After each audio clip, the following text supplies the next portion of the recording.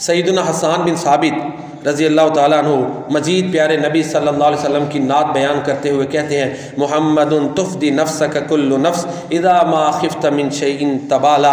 मोहम्मद करीम सल्लल्लाहु अलैहि वसल्लम वो पाकीज़ा तरीन हस्ती हैं कि जिन पर सारी जानें लौटाई जाती हैं, सब कुछ कुर्बान।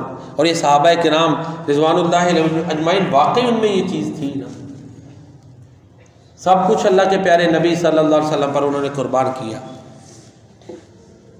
और पंजाबी की एक सहाबा की शान है ना, उन्हें दित्तियां ने जाना नाले माल दिते ने, ताई रब ने भी रुतबे हज़ार दिते ने। अल्लाह ताला ने बड़े इनामात सहाबा किराम को दिए। इखलास अल्लाह के साथ और अल्लाह के रसूल के साथ इखलास, सिंसियरिटी के इनामात मिले। तो यही हज़रत हसन कहते हैं, अल्लाह के प्यारे नबी सल्लल्लाहु अलैहि वसल्लम आपकी पाकीज़ा तरीन हस्ती पर सब कुछ कुर्बान है।